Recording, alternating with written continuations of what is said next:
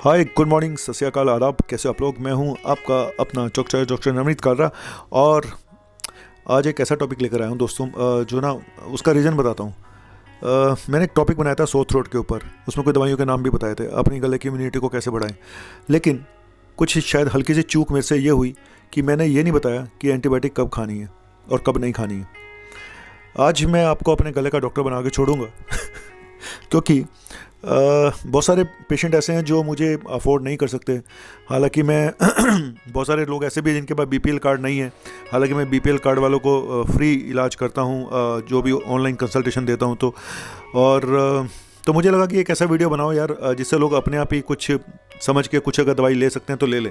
हालांकि ये बताना कितना ठीक रहेगा नहीं रहेगा, पर मैं पूरी कोशिश करूंगा कि मैं आपको कुछ गलत चीज़ों से भी बचाऊं जो आप करते रहते हो, और कुछ अच्छी चीज़ें भी बताऊं। और अपने गले का डॉक्टर खुद कैसे बने वो आज मैं आपको समझा के जाऊँगा। देखो, जब गला ख़राब होता है, जिसको हम बोलते हैं सोर थ्रोट, ज़्यादातर टाइम आप ये मान के चलो, ज़्यादातर टाइम अपने आप ठीक हो जाता है। Most of the time. क्यों? क्योंकि वो वायरल होता है। ज़्यादातर टाइम ये वायरल होता है। दो तरह की बीमारियां होती है हमारे गले में, एक वायरल और एक बैक्टीरियल। वायरल में अपने आप ठीक हो जाता है, 2-4 दिन लग जाएंगे, हफ्ता लग जाएगा, लेकिन अपने आप ठीक होता है। और बैक्टीरियल में एंटीबायोटिक देनी पड़ती है, वायरल में एंटीबायोटिक नहीं देनी पड़ती है।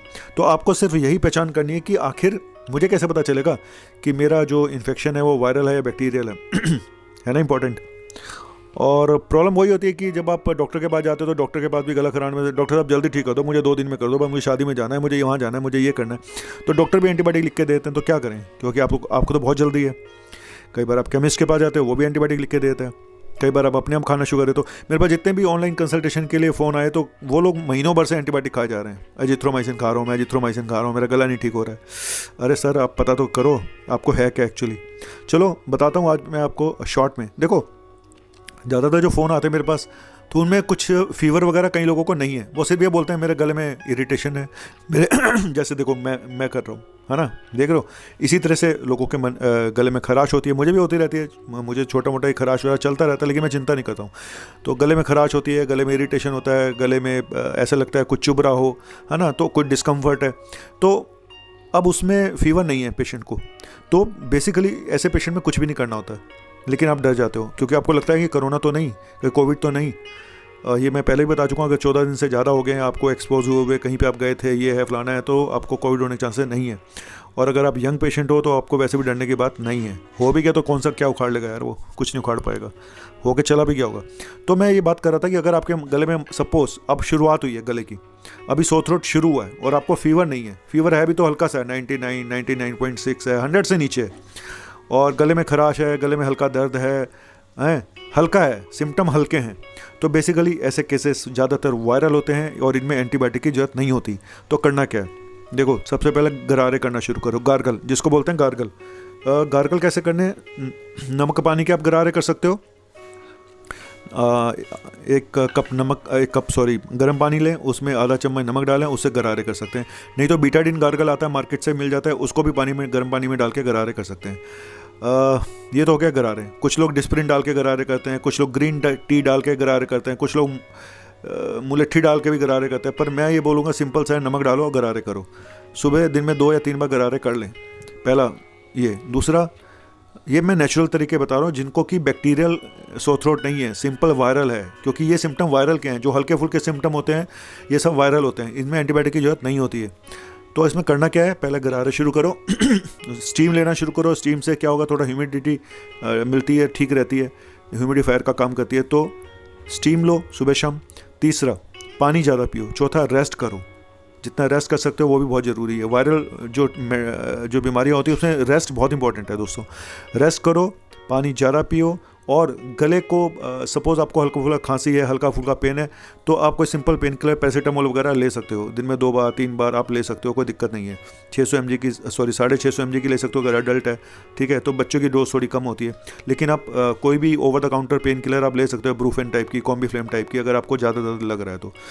और क्या करना है? और कुछ कफ टैबलेट्स होती हैं चूसने की, लोजेंजेस उनको हम बोलते हैं। तो एलेक्स की आती हैं, इस तरह से कुछ और कंपनियों की भी आती हैं कफ टैबलेट्स। तो उसको भी चूसेंगे तो थोड़ा सूदिंग मिलता है, यहाँ पे पेन में आराम मिलता है उनको चूसने से। तो दिन में 3 बार वो भी चूस सकते हैं आप। तो मैं अब आपको नाम लिख के दे रहा हूँ, आप पढ़ लेना। ये एलेक्स जो है गोली चूसने वाली होती हैं, तो इनको आप ले सकते हो। उसके बाद डीकंजेस्टेंट का रोल आता है कि अगर आपका नाक बंद है या आपका नाक बहुत बह रहा है तो आप नेज़ल स्प्रे भी कर सकते हैं। उसमें एंटी एलर्जिक नेज़ल स्प्रे भी आते हैं और उसमें खोलने के लिए डीकंजेस्टेंट। एंटी एलर्जिक तो मैं यहाँ नहीं बताऊँगा क्योंकि वो एलर्जी में दिया जाता है। ये है सोर थ्रोट, जहाँ पे आपको खोलने के लिए आप ओट्रिविन की, जो मैं मोटे मोटे नाम बता रहा हूँ कि जो सबको पता होती है, हर जगह मिल जाती है। मैं किसी का प्रमोशन नहीं कर रहा हूँ, मैं सिर्फ इसलिए बता रहा हूँ कि आपको एक, क्योंकि अब फिर आप मेरे से पूछोगे सर आपने ये तो बताया नहीं कौन सी नेज़ल ड्रॉप लेनी है, तो मैं बता देता हूँ। ओट्रिविन पीडियाट्रिक वाली लें, बच्चों वाली, क्योंकि बड़ों वाली नहीं, क्योंकि नेज़ल ड्रॉप्स के साइड इफ़ेक्ट होते हैं। तो इसीलिए कम से कम यूज़ करें, और जिनको हाई बीपी रहता है वो तो अवॉइड ही करें। और बहुत ज़्यादा यूज़ करने से इनकी आदत पड़ जाती है, इसलिए नेज़ल ड्रॉप्स बच्चों वाले यूज़ करें, पीडियाट्रिक, जो इनकी पावर कम होती है। ठीक है, वो नाक में आप डाल सकते हैं। और कैसे डालनी होती है, बिल्कुल गर्दन पीछे रख करके एक एक बूंद या दो बूंद दोनों नाक में डाल के 5 मिनट तक लेटे रहें, गर्दन बिल्कुल पीछे कर दें बैठ के ऐसे। ठीक है, तो ये था कि नॉर्मल हमें एक वायरल जो सोर थ्रोट है जिसमें फीवर ज़्यादा नहीं है, सिर्फ गले में खिचखिच है, हल्का फुल्का खराश है, हल्का फुल्का दर्द है, तो ये होते हैं वायरल सोर थ्रोट के फीचर। अब मैं बात करता हूँ बैक्टीरियल की, जहाँ पे एंटीबायोटिक देनी होती हैं। ये सब तो आप दोगे ही दोगे। और एंटी एलर्जिक, हाँ, अभी इससे पहले जो टॉपिक बताया, गले में खराश हो रही है तो आपको एंटी एलर्जिक गोली भी लेनी पड़ेगी। एंटी एलर्जिक जो मोस्टली 3 तरह की एंटी एलर्जिक मेडिसिन कॉमन है, 4 तरह की कह लो, जो मार्केट में मिलती है। फेक्सोफेनाडिन, लिवोसेट्रिजिन, इबास्टिन, और मेरी तो ये फेवरेट है। ठीक है, कुछ लोग लोरेटाडिन भी देते हैं, लेकिन मेरी फेवरेट इबास्टिन और फेक्सोफेनाडिन है। लेकिन मैं आपको डोज बता देता हूँ, अब तीनों में से कोई भी ले लें। फेक्सोफेनाडिन सबसे कॉस्टली है और इबास्टिन सेकंड नंबर पे कॉस्ट के मामले में, और लिवोसेट्रिजिन सबसे सस्ती है। तो अगर आप ज़्यादा पैसा नहीं खर्च सकते तो लिवोसेट्रिजिन ले लें रात को, लेकिन कोशिश करें 5 से 10 दिन से ज़्यादा ना लें दवाइयाँ, कोई साइड इफेक्ट होने शुरू हो जाते हैं। और इबास्टिन लिवोसेट्रिजिन की डोज 5 mg है, 5 mg की आती है, रात को लें। इबास्टिन की डोज 10 mg है, रात को लें। और फेक्सोफेनाडिन की डोज 120 mg है, रात को लें। ये सब दवाइयाँ रात को ही लें, दिन में ना लें, क्योंकि इनसे हल्का फुल्का नींद सबसे आती है। लिवोसेट्रिजिन से सबसे ज़्यादा नींद आती है, और फेक्सोफेनाडिन से नींद कम आती है, और इबास्टिन से सबसे कम आती है। 1 मिनट का ब्रेक ले रहा हूँ, फिर आता हूँ। आ गया मैं पानी पीकर। 1-1 घंटे बाद पानी पीना चाहिए दोस्तों, है ना। सुनो, अब मैं बता रहा हूँ आपको एंटीबायोटिक कब लेनी है। मैंने आपको 3 चीज़ें बता चुका हूँ मैं ऑलरेडी, अगर आप दोबारा देखें। गले में खराश है, कुछ नहीं है, एक एंटी एलर्जी की दवाई बताई मैंने, उसमें 3 दवाई बताई हैं, आप कोई भी एक ले सकते हैं। एक पैरासीटामोल बताइए, अगर आपको फीवर लग रहा है, बॉडी एक हो रहा है या गले में दर्द है, तो पैरासीटामोल इसलिए सेफ़ है क्योंकि कई बार क्या होता है, मिक्स इन्फेक्शन होते हैं। कई बार आपका गला भी ख़राब है, साथ में आपको वायरल दूसरा भी हो गया, डेंगू भी हो गया, तो उस समय पेन किलर लेना बहुत खतरनाक होता है, क्योंकि वो कई बार प्लेटलेट काउंट को डाउन कर देता है। और अभी जैसे अभी के हालात हैं, अभी डेंगू भी स्टार्ट हो चुका है, सच बता रहा हूँ दोस्तों। तो इसलिए पेन किलर मैं तो अवॉइड करता हूँ। मैं कहता हूँ कि पैरासीटामोल बेस्ट है। अडल्ट में 650 mg आप दिन में 6-6 घंटे बाद ले सकते हैं, अगर लेना चाहें तो, नहीं तो जब जरूरत पड़े तब लें। अब बात करता हूँ एंटीबायोटिक की। एंटीबायोटिक की बात करूँगा और एंटीबायोटिक के मिसयूज़ के बारे में बात करूँगा। होता क्या है कि आप गला, जब मैंने बताया जैसे कि आप अपने आप लेना शुरू कर देते हो एंटीबायोटिक, या डॉक्टर दे देते हैं जल्दबाजी में। कब लेनी है एंटीबायोटिक, कब पता चलेगा कि ये बैक्टीरियल इन्फेक्शन है? पहली चीज़, अगर आपका बुखार 101, 102 से ऊपर है तो ये बैक्टीरियल हो सकता है, नंबर 1। नंबर 2, अगर आपके गले में बहुत सीवियर पेन है, आपसे थूक भी नहीं निकली नहीं जा रही है, तो बैक्टीरियल इन्फेक्शन हो सकता है। तीसरा, आपको खांसी में जो बलगम आ रहा है वो पीले रंग का है, हरे रंग का है, तो आपका इन्फेक्शन बैक्टीरियल हो सकता है। ये मैं चांसेस बता रहा हूँ, 100% ठीक नहीं है, लेकिन फिर भी काफ़ी हद तक आप अनुमान लगा सकते हैं, क्योंकि कई बार बहुत मुश्किल होता है वो वायरल और बैक्टीरियल को पता लगाने के लिए। अब सबसे बड़ी बात है कि वायरल में एंटीबायोटिक की जरूरत नहीं है और आप बिना बात के खा जाते हो, तो इसलिए मैं आज बैक्टीरियल इन्फेक्शन के आपको सिम्टम बता रहा हूँ जो ज़्यादातर केसेस में हो सकते हैं। तो मैंने बता दिए 3 सिम्टम आपको। पहला बताया कि हाई ग्रेड फीवर, 101, 102 से ऊपर बुखार। तीसरा, गले में दर्द। तीसरा, आपको अगर वहाँ पे जो गला है उसके अंदर वो बलगम बन रही है, आपको खांसी या बलगम आ रही है, अगर वो हरे और पीले रंग की है तो ये वायरल हो सकता है। चौथा, आप टॉर्च लगा के देखें, अगर आप फ़ोटो खींच सकते हैं अपने गले की, अगर वहाँ पे वाइट पैचेस आपको मिल रहे हैं अपने टॉन्सिल्स के ऊपर, मैं फ़ोटो दिखा रहा हूँ आपको, इस तरह के अगर वाइट पैचेस मिल रहे हैं तो ये बैक्टीरियल सोर थ्रोट हो सकता है, स्ट्रेप्टोकोकल सोर थ्रोट हो सकता है, तो यहाँ पे भी एंटीबायोटिक की जरूरत पड़ती है। 5वां, जब रिकरेंट साइनोसाइटिस होती है तो वहाँ पे साइनस का इन्फेक्शन बार बार हो रहा है, आप ठीक नहीं हो रहे, तो वहाँ पे भी एंटीबायोटिक देनी पड़ती है। और 6ठा, सबसे इंपॉर्टेंट, अगर आप बहुत समय से बीमार हो, महीना हो गया है, आपका फीवर जा नहीं रहा है, तो भी एंटीबायोटिक देनी पड़ती है। दोस्तों, कई बार बहुत मुश्किल होता है वायरल और फ्लू और ये बैक्टीरियल, इन सबको डिफ्रेंशिएट करना कई बार बहुत मुश्किल होता है, तो लेकिन फिर भी शुरू में बहुत जल्दी में आके एंटीबायोटिक ना लें, क्योंकि ओवर यूज़ ऑफ एंटीबायोटिक खतरनाक है। चलो पहले बताता हूँ कि एंटीबायोटिक कौन सी बेस्ट है इसके लिए, सोर थ्रोट के लिए। सोर थ्रोट के लिए अमोक्सिसिलिन और पेनिसिलिन ग्रुप की एंटीबायोटिक। तो अमोक्सिसिलिन के साथ क्लेवनिक एसिड आती है, मैंने पहले भी बताया था, एगुमेंटिन के नाम से आती है, क्लेवम के नाम से आती है, तो ठीक है, मॉक्सिकाइंड के नाम से आती है। तो अलग अलग कंपनी की अलग अलग रेट की हैं, लेकिन अब सस्ती हो चुकी हैं काफ़ी। तो वो दिन में आप सुबह शाम या ज़्यादा हो तो 3 बार ले सकते हो। उसके साथ में एक प्रोबायोटिक वगैरह जरूर लें, क्योंकि पेट में प्रॉब्लम कर सकती है ये जो अमोक्सिसिलिन क्लेवनिक एसिड होती है। तो साथ में आप कोई प्रोबायोटिक वाइजीलैक, बिफिलैक इस नाम की कोई दवाई, लैक्टोबैसिलस आप साथ में ले सकते हैं दिन में एक बार। और क्या करना है, और कौन सी एंटीबायोटिक है? और दूसरी एंटीबायोटिक जो पेनिसिलिन ग्रुप की होती है वो होती है एजिथ्रोमाइसिन, जिसकी डोज है 500 mg once a day, maximum twice a day. हम वंस ए डे ही देते हैं।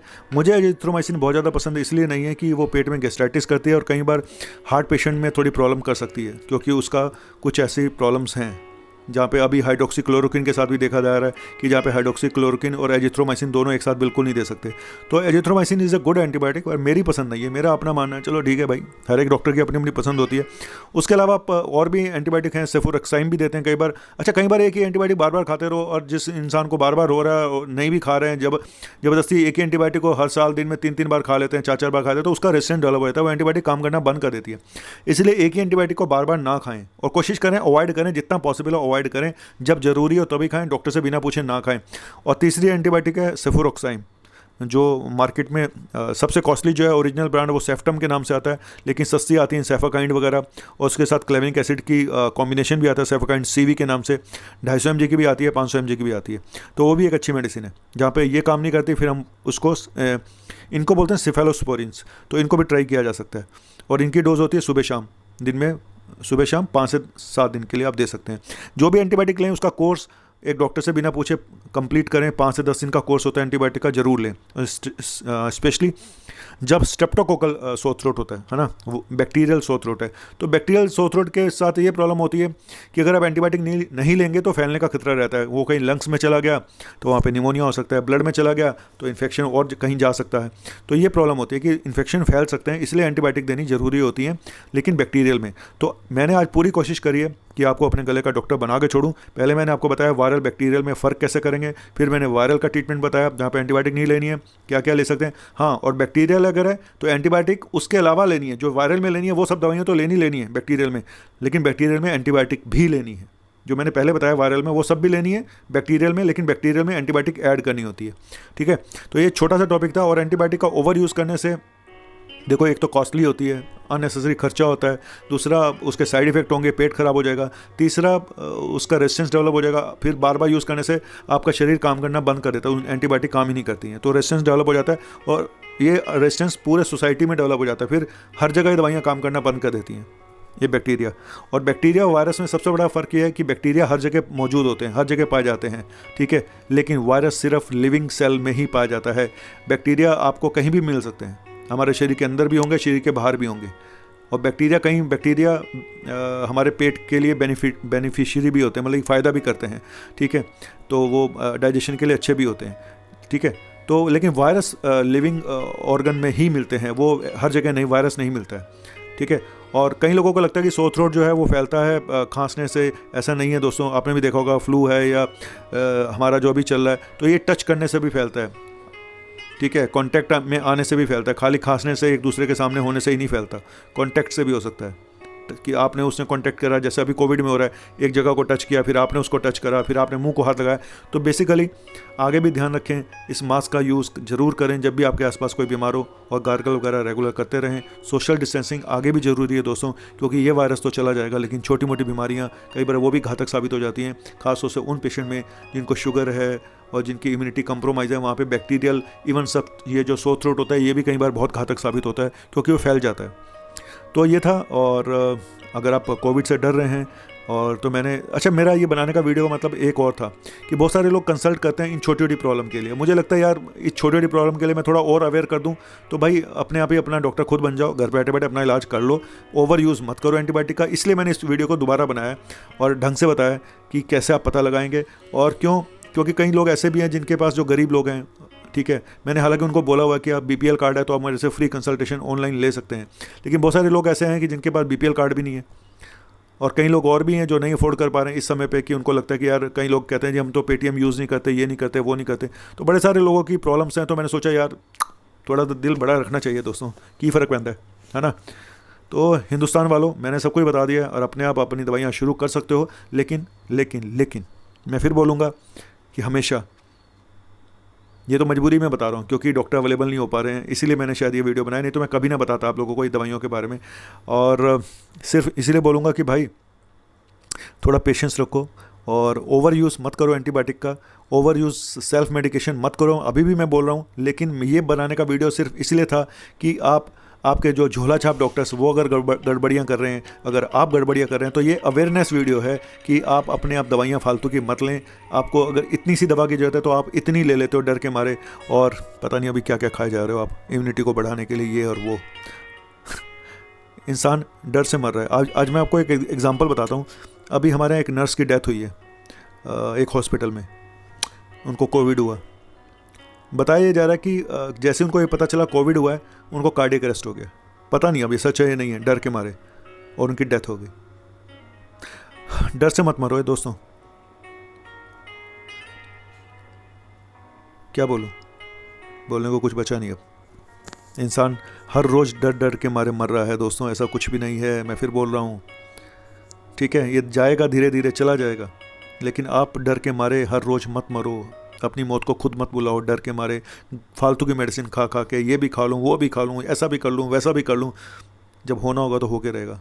सिर्फ अपने प्रिकॉशंस रखो जो हर रोज़ बताए जा रहे हैं, जो सोशल डिस्टेंसिंग है, अपने पेरेंट्स को बचा के रखो, अपने बुजुर्गों को बचा के रखो। अगर आप यंग हो, आपको डरने की बिल्कुल भी ज़रूरत नहीं है। अगर आपकी उम्र 50 साल से कम है, आपको कोई बीमारी नहीं है, आपको डरने की बिल्कुल भी ज़रूरत नहीं है दोस्तों। और 14 दिन से ऊपर हो गए हैं, किसी कहीं जगह से आए हुए, कॉन्टैक्ट में आए हुए, तो आपको डरने की ज़रूरत बिल्कुल भी नहीं है।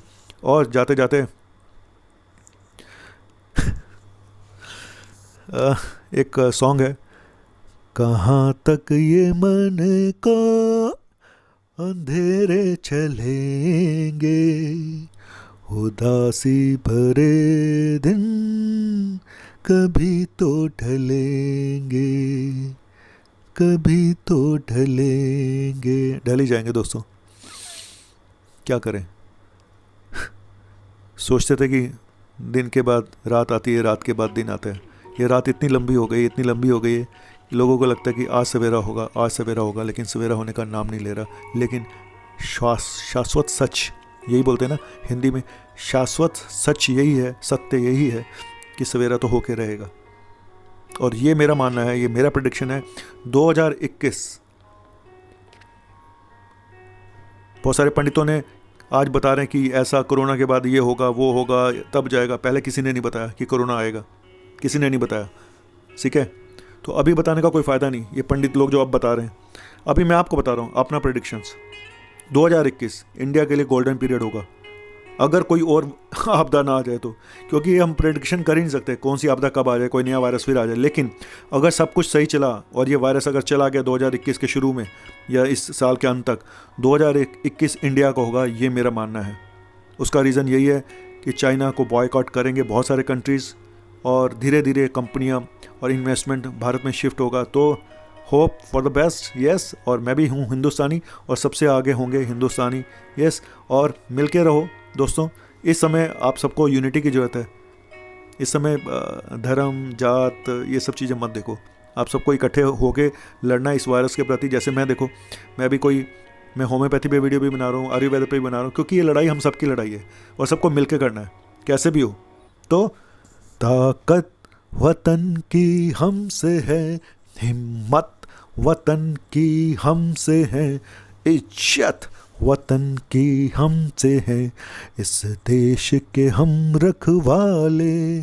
ताकत वतन की हमसे है, इज्जत वतन की हमसे है, हिम्मत वतन की हमसे है, इस देश के हम रखवाले। ला ला ला ला ला ला ला ला।